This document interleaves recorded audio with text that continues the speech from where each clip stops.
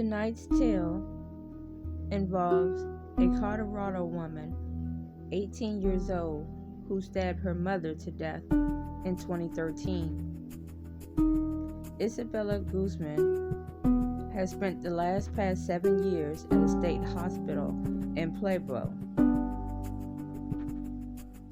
She stated that she was not herself when the crime happened.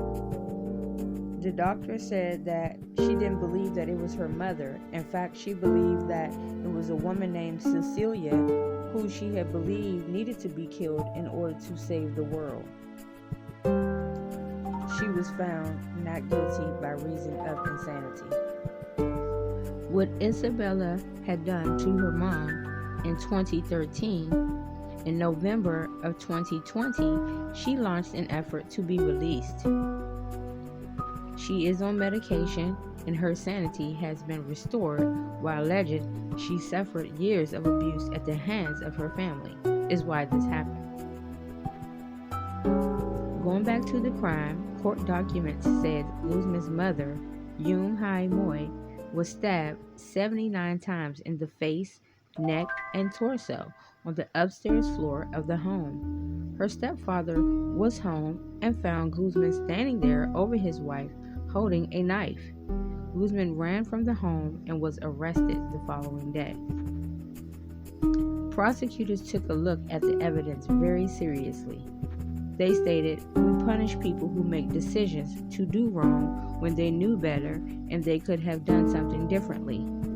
And in this particular case, we are convinced, based on the evidence that they've seen and the information that has been presented in court, that this woman did not know right from wrong and she could have not acted differently than she did, given the significant schizophrenia and paranoid delusions, audible vision hallucinations that she was going through.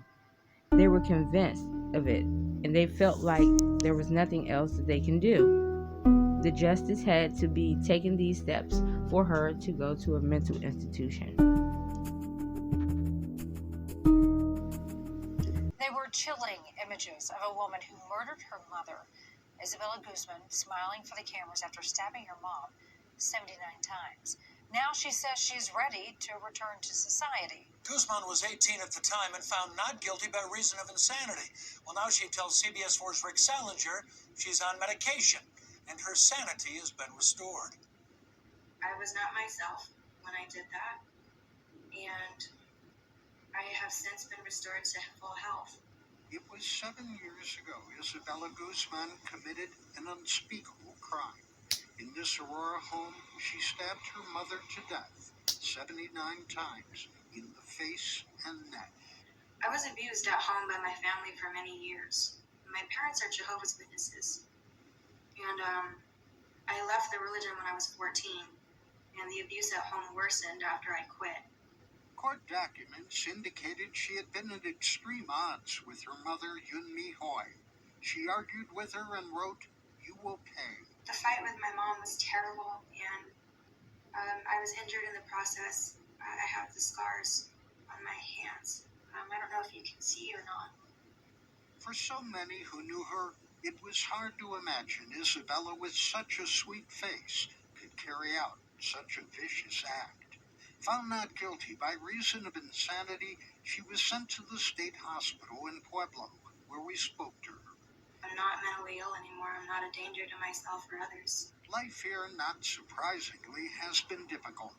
In 2015, she reported to police she had been sexually assaulted by a hospital employee in a closet. He asked me if I wanted to go in there and look through to get some clothing, so I did. The other patient left, and he went in there and shut the door behind him. The case was investigated by the state hospital's police. The Department of Human Services denied our request for information, citing privacy laws. Isabella said there were 2 other incidents with the same employee. I was afraid that if I didn't do what he wanted, that he could ruin my life. She is now seeking prosecution of the man she claims assaulted her. But the Pueblo DA says he never got such a case back then from the hospital police. So hard on me emotionally and mentally. I mean, me feel like I wanted to give up. But what Isabella Guzman would like most of all is release from this facility. If I could change it, or if I could take it back, I would. She is hoping to see freedom one day. Rick Salinger, covering Colorado First.